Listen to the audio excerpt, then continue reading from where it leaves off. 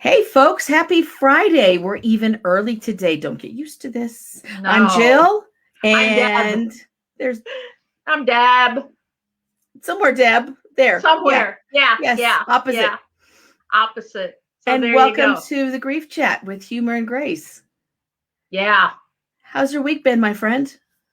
Good. Very good, actually. I always like it when I get stuff done. And on Monday, I was able to finish 3 paintings. And one of the paintings is going to be called Unfinished, since I've stared at this for almost a year after I did the initial stuff. And I'm like, how do I finish? So I did some stuff. And sometimes unfinished is finished. Yes, it is. And that sort of pertains to grief, doesn't it? Mm-hmm. Like you think you're finished, but you're really unfinished, and that's okay to just stop where you are. And believe me, all our listening audience, and Jill will agree, if there's something that needs to be addressed, it will come up. And just then you have an ability to deal with it. That's right. That's right. Because you've dealt with so much before, you will be able to go through this with humor and grace and a smile on your face some of the time. And to find some joy even in the hard moments. In the hard moments. It's right? A moment. That's right. It's all about the moments. It doesn't have to be the rest of your life. No. So how are you doing with the war-ish and the the war in Israel is a little terrifying for me because my nephew is an Israeli citizen and lives there. That's right. So, and he has a lot of friends there, and so does my other nephew. So, sending all the good thoughts out for Isaac and for his girlfriend Shira, who's in Jerusalem, and he's in the middle of nowhere. Mm-hmm. But normally it's like a pocket of places, and this time it's just the shells seem to be everywhere. And as I was listening to a broadcast yesterday, what's really hard is, do they trust either side their neighbors anymore? No. And there's a lot of, I did not realize how Palestinians living there, what that felt. I mean, felt like to be treated differently than Israeli citizens. It sort of had, and it stirred in me, because right about this time last year was George Floyd, and a whole bunch of civil unrest here that needed to be dealt with. And it was, once again, trust the universe. Don't worry. A crisis will happen. And then you have the opportunity to make some changes. And that's what I think is happening over there. And while our broadcast isn't to talk about this or that, but more, how does, when you're feeling peace along the way and all of a sudden something else disrupts that reminds you of something else? I've got lots of friends who have family members in Israel, and right, they're terrified too. And that's right. The friends here are feeling very powerless, and the Palestinians are also, there's negative on both sides, but there's a whole lot of innocent people caught in between. Mm-hmm. Right. And there's just been so much, and politics in Israel anyway are way complicated. So I couldn't presume to speak to them. I think what's similar in grief, at least the way I observe it, is you're feeling sort of stable, and then boom, or even if it's a minor earthquake, emotional earthquake, it just sort of rocks you. Yeah. And even things going on right now in this country, it doesn't matter whether you're Republican or Democrat. What it reminds me is we're still on some shaky ground. Well, we always have been. I don't think we recognize just how much we were. Right. And I think those of us in a position of privilege need to own that. And I want to also talk about some of the grief energy going out there now. And you probably remember this too, Jill. Remember when your child, your last child, maybe even your first child, middle child, I don't care, third child went away to graduated.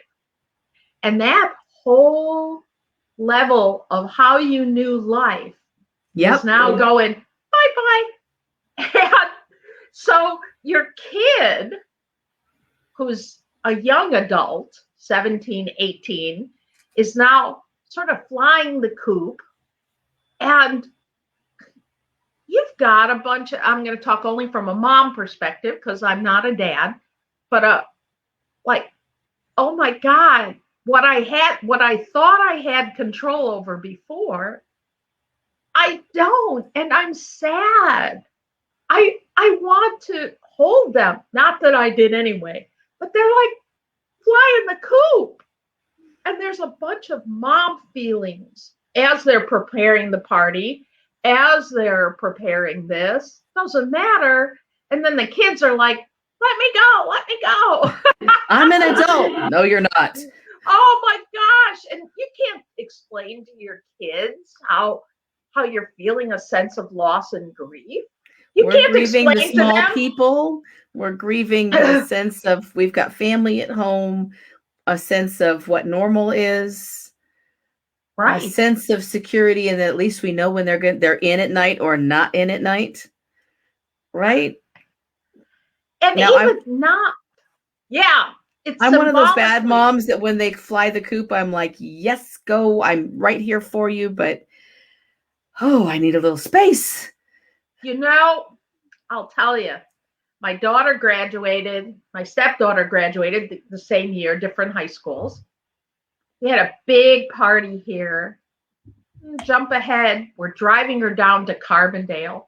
I also, as a clown, had to get dressed for my gig at my friend's house in Carbondale and drive 5 hours to get to where I needed to go.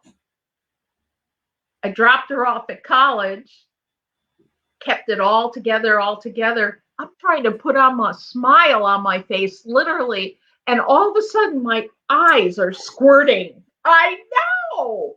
And I'm like, where's this coming from? I have a stage presence I need to do and makeup. So we also have a lot of parents who are grieving the fact that they're watching other kids getting to do graduation this year. And many kids didn't last year at all different ages, from the kinders to the masters and the PhDs. And so there's a sense of, I'm so glad for them, but I wish my child had that. And that's the alive ones. That's not even the dead ones.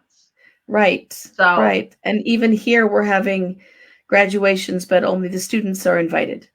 The family has to stay home and watch it as it's broadcast. So yeah, there's a whole lot of way more complicated feelings about graduation and commencements this year than probably even last year. Yeah, last year was a tough one. You may do. What did you do? There were drive-by graduations, or there was this or that. Our particular state, Illinois, is opening up right now, so people are getting no longer just 4 tickets and being seated far away. You can have 8 tickets. And if you've been vaccinated, you don't have to wear a mask. I'm going to tell you here and all over, people say they're vaccinated and not wear a mask. They didn't wear a mask before. Right. Without getting vaccinated. Before the vaccine, they weren't wearing a mask. So, no. I'm wearing my mask. It's not coming off, folks. Call me what you want. Right. I said that to a friend today. I will have indoor dining. I mean, I do go indoor dining, but I wear my mask. I look that I'm seated farther away from people. And this is a time for figuring out what you're comfortable with. Mm-hmm. It is not, yes, your state may be open, but if you're not comfortable, do what makes you feel comfortable. And for those that have not been vaccinated, but still say, I'm not wearing a mask, and that's the end of that. I don't even know what to say to people that aren't telling the truth to themselves and others. Or who aren't getting vaccinated and aren't telling us. That's what my grief is about, in terms of, I can't trust someone who tells me they're vaccinated, because I don't know that they really are. And I can't trust that they have kept themselves safe. And we still have some people coming up positive even after 2 vaccines. So my mask is staying on. My circle is staying small. Right. It's just not going to be me out there at a baseball stadium without a mask. That's not going to happen. Brittany says she's sharing that same grief and concern. Brittany Nicole. Yeah. So yeah, it's a tough place to be. And then it can make others assume that you're saying something about them, when all you're doing is saying, I'm protecting mine and myself. And I just want to assure our listeners that you might feel alone in those decisions. You are not alone. And I think that's what's really important, is while you wouldn't think we'd talk about masking as a grief, it's that separation you might feel. It's that loneliness that you may feel, may not, but you may feel. And we're addressing that because people do feel that way. And masks really do separate us. Even oxygen masks. When my first wife was dying, she got to the point where she had to use a full face mask because she needed 7 liters of O2. And you can't, if you do that through a nasal cannula, you're going to fly away through your nose, and it's going to be bad. Probably brain will come out the side. It's bad. So she had to wear the mask, but she hated it because it takes over, and you can't do, same thing. You can't do kisses. You can't do hugs. You can't see a full spectrum around yourself. Same like we have. People can't speak as well, and they know it. I know when my mother-in-law was dying, and it was my birthday, we had to cancel the birthday stuff. It was my 50th. So party, right? Focus on her. Yes. So she was trying to explain to somebody that had a bit of a dementia on one of our relatives, but they wanted to say goodbye. And so she removed her mask. It's Debbie's birthday today. And I'm like, put your mask on. I'll tell her. Right.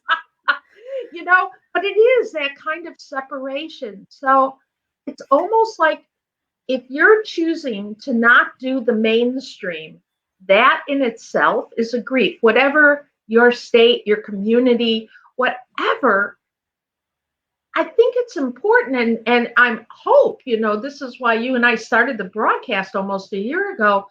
We don't want people to feel alone in their, I'll call them micro griefs. Nobody died, but you're in the still unappreciated, unspoken grief. That's right. So it's just important to know you're not alone. And if you can do that for somebody else and let them know they're not alone, that's what's important. Go ahead. I do that a lot with disability things. I was on a radio show with Father John Reed last night again, who's phenomenal. I hope you guys all catch him on KCAA.com. But he's coping with dementia coming on board. And so he has some days that are better than others. And I'm talking about it because he talks about it openly. Otherwise, I wouldn't. And he's also got asthma. So we were both hoarse last night because the air quality caused both of us to have asthma attacks all day long. And he won't use his cane. He knows better, but he won't. And I picked mine up, and I have sparkly canes. Because folks, if you got to use a cane or an adaptive device, make it match, make it blingy. I have probably 7 of them. I put lights on them at Christmas because I'm not ashamed of using it. I'm glad that I'm not going to go plop and make everybody worried. And besides that, it's really handy with social distancing because you can put that puppy out sideways and keep people back, which I had to do just last night on my way home. But when we talk about, his disabilities and the changes he's making, and I walked out last night thinking I am about to turn the same age as my second wife was when she died, and I'm coming up then the next year on the same age my first wife was when she died. Brittany's got stickers on the back of her scooter. Yay. I'm going to be grateful for the fact that the only mask I'm wearing is a paper one or a unicorn one or whatever. And I'm going to be grateful I've got the cane and I'm not falling. And it's not to put guilt on anyone else. It's just to put it in a perspective that I'm still here. Right. And I survived COVID and I'm still here. So with the grief of the changes that it's made in my life, that can go over here. That can go sideways because right now I'm still here. That's what counts. I'm so glad you made me feel, you don't know this, but just by you saying and realizing you're at that age that, and then fill in the blank, I'll confess on international TV here that, my dad died when he was 39 and a half, and my mother died when she was 65 and a half. And I'll tell you, I turned 65 this year. Now, logically, I know I'm emotionally healthier than both my parents, physically healthier than both my parents, and spiritually healthier than both my parents. But that little nagging voice says, are you going to make it to 66? Right? I just have to tell you, it's almost like a pre-grief. Right. So I'm looking at things ahead of time. And one of our speakers, if I can share, for Unity Church and Spiritual Center, her mom just died of frontal temporal dementia. Frontotemporal dementia. Yuck. Temporal. Yes. Oh, that's horrible. And the body gave out, and she was in her 70s someplace. And our speaker got tested, and she has that gene. Oh, she doesn't have any of the symptoms right now yet, but she knows she has that gene. So, there's a pre-grief when anticipatory grief 101. Yeah, exactly. And that's really important to share and let others support you, but also recognize in yourself and take a breath when you start going, I'm nuts for thinking I'm going to be 65. Will I get past 65 and a half? Or whatever it is. And to do something with your life when you can. There's my dog with the collapsing trachea, as a matter of fact, right now. Yes. It's an awesome, it's an awe-inspiring and a little terrifying when you are someone, and lots of us are this, many of our viewing audiences too, you're aware of when other people have died prematurely, and you come up on that bump, right? Exactly. Now, I know logically in my family, genealogy, thank you, I've got people who lived to 89 in the 1500s. After surviving war, right? Like Moses old. A lot of them did that, right? We had some tough little folks in there, or not so little actually. They were warriors apparently, but still, I've been the one who sat bedside when 57 and 58 didn't become 58 and 59. And so I will take my age this year and be happy with it. And glad for 57 and be even gladder for 59 when I get there. I'm wanting to speed up so we can get to that point and I can say I got there, right? But I think with that, we just take the lesson that we do everything we can to make the most of everything. When you're faced with, I have a friend who writes a lot on Facebook, stage 4 pancreatic cancer, living right past, blah, blah.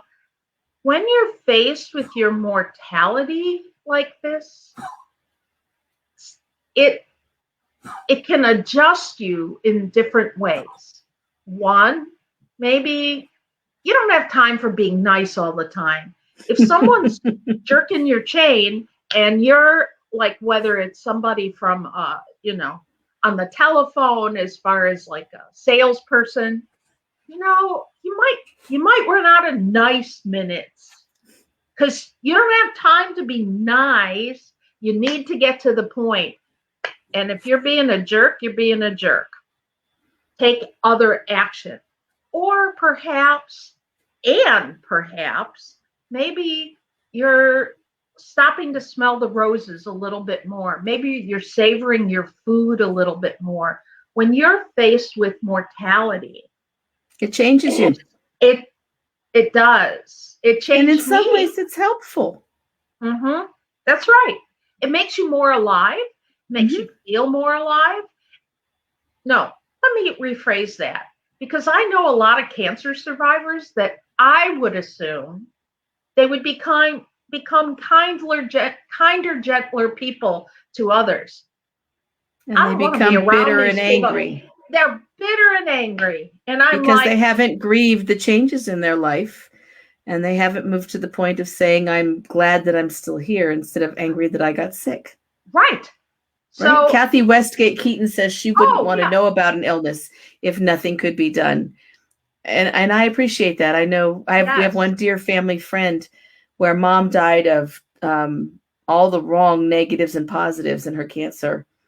And the girls got tested, and one had all the same combination and had a radical mastectomy and hysterectomy just to protect it. And then turned it into a routine on stage where she takes off her shirt and shows the surgical scars, and she uses it as a way of educating and normalizing. Exactly. There was another comedian that had a mastectomy, and she turned it into, it became her superpower, right? As I just came from, and you did too, the humor conference. What's your humor superpower? And so what she did is she took red noses, like she must have stuffed them in there ahead of time, and she pulled them out and put them on her nose, that's what she did to have fake boobs. The other part was, she talked about having to pick the tattoo ink color that she wanted for her nipples and her areola, right? And I am saying that on the air, it's a body part. Right. And she compared them to Sears when you figure out the different colors of paint. Do I want chocolate latte, or do I want mocha? And what shape? Something? And what shape? Oh my gosh. So you can do that. Others would say that's not funny. We don't joke about those things. Those people don't survive as long. Or we know survive that. And they're bitter, and what can I do? Bitterness takes years off of our lives and quality out of our lives. That's right. It really does. Right. My late wife, Linda, when she beat cancer, and she had bad cancer. She had 14 positive nodes, and then she had 3 mastectomies, which she could joke about. And she finally, at the end of all of it, made a giant pink ribbon tattoo with flowers on it. And she didn't have any more reconstruction. And she didn't want the tattooed nipple. She wanted something that says, I survived, and it said survivor over it. I had another friend, complete mastectomy. She just tattooed the whole thing with an angel. Yeah. And some people would judge that. To Kathy, I know Kathy, and she's part of the humor group too. And, it's also perfectly understandable. Absolutely. If there's nothing you can do I really need to know? Like Huntington's families. Yes. Yes. Not a blessed thing you can do about it. So live life and wait to see. Yeah. Right? Wait and see. And that is good. That's right. And acceptable. So there's not one way, There's including lots of ways. the people, I will tell you, the people who are bitter rather than emotionally better. I'm sorry you had cancer. I'm not going to hang out with you. It's not good for me. For me, it's not good for me. I want to hang out with. You want to come and see how to become from bitter to better? I will talk. Right? Yeah. Sorry, yeah. There's the doodle bug. I apologize. Oh, poor guy. Doug just woke up and his trachea is collapsing. He's not hurting anyone. He's just trying to open up his trachea a little bit. Yeah. And it's 35 pounds of Doug trying to open it up. That's a lot of dog. Yeah. It's like a cat puke. He's looking at me in the mirror right now. Right. He won't come over so I can massage him. No. Yeah, Kathy, we adopt poor handicapped old Oodles, and he's just a love bug. Yeah. He's still a little bit snippy because he lived a bad life. I'm certain of it, the way he acts. But yeah, he's doing better. Come on, baby boy. Yeah, right. And speaking of pets, I want to give this like little micro loss, as I call it. Our one cat, Oscar. We used to have two. We had Charlie. Charlie died in February, and Oscar. And when people would come over to the house, Oscar was the one who'd be like, do you think you can pet me? Oh, let me check you out. What are you guys doing? And he'd hang around. Because there hasn't been people at our house. Last night he scratched a grandkid and he swatted and hissed at a couple of them because he's not used to people. And this was my easygoinger cat, right? That didn't hide right away. So, our friendly cat, as the kids knew him, was not too friendly last night. And he's grieving the loss of his privacy. Exactly. So for those of you who have seen personality changes as you have people over to your house in your pets, it's a very real thing. It absolutely is. It absolutely is. Carrie, can you rub his throat? Sorry, my daughter just arrived to save me from the doodle bugs, and she's taking them all out. So we want to make sure everybody knows that we've got guests coming on future broadcasts. We have Yvonne Heath joining us, and she's someone who's done a TED Talk, and her motto is just show up. She's a hospice nurse. She does talks a lot of times with hospices, and it's just show up and be there for someone. If someone is having a bad time, you don't have to have all the words. You just got to be there. And I like her approach. I love her style. I think everyone will really like her. And then we have Deb Price coming. Yes. And she's going to talk about her book and about how to get ready for all the things coming. Brittany says, I left my cat for one night. When I got home, she was super clingy. I haven't left in over a year. She wasn't used to being gone. Yeah, just wait for it. I have my first conference away from home coming up in July, and even when I'm gone for 2 hours, my one most clingy dog loses her stuff. It's going to be a long week for everyone else. I'm going to feel sort of bad, but not terrible bad. But yeah, it's going to be an adjustment for everybody, right? Right. And then we also have the folks from the Heart of Hospice coming, a hospice chaplain and a hospice nurse who are both now independent practitioners, but we'll have a lot to say about hospice, which both Deb and I have worked in and adore. So that'll be sort of a hospice 101. Ask all the questions about hospice, show up with your concerns. We'll have those. I'm working on Father John, but when you do funerals for a living, Fridays are kind of hot commodities. Yeah. Especially right now. Oh, right. But so we're going to have some other folks. We're working on a few others in addition to that, because we thought we'd mix it up a little bit and share some of the wisdom that we get to share away from here with the people we do work with. And we're going to be excited to share some of those folks with all of you. We're also, Jill and I, since we started this, we decided to submit Humor, Grace, and Grief as an idea, as a broadcast to the International Death, Grief, and Bereavement Conference in La Crosse, Wisconsin.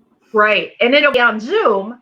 However, we're going to sort of set it up like this and show people and talk to people about why we set it up, how we set it up, and who partakes. So for everybody, including today, whoever gets on and texts us and we interact with you, thank you. Thank you for responding to Jill's and my way of giving back.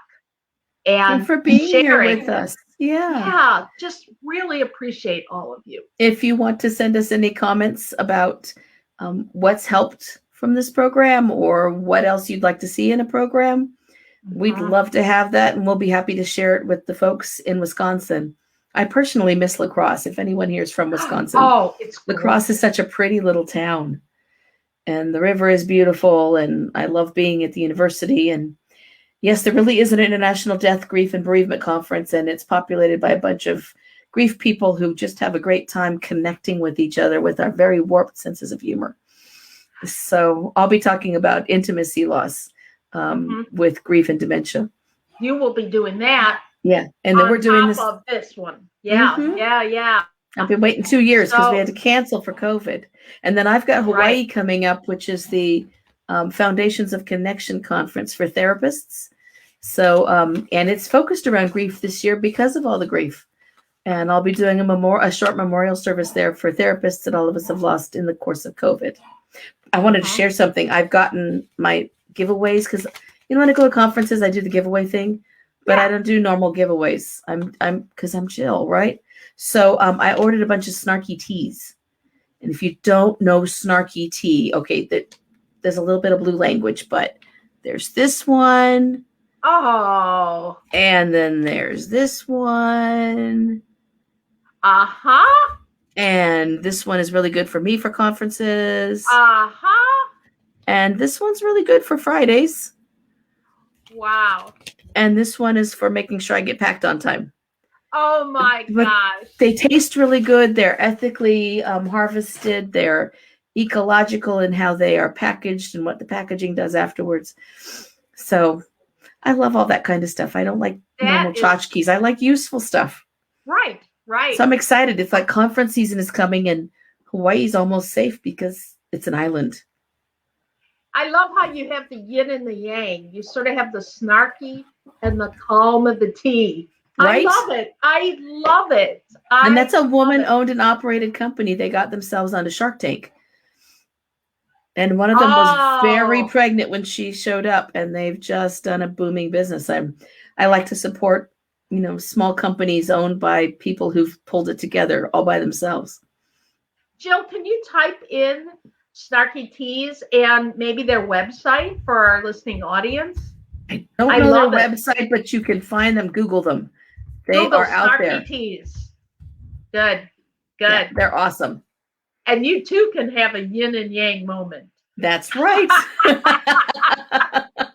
And no, I'm not commercially supported by them. So that was not a commercial. That was just, it's fun. And if we're going to go back to the office, we might as well take some fun stuff with us, right?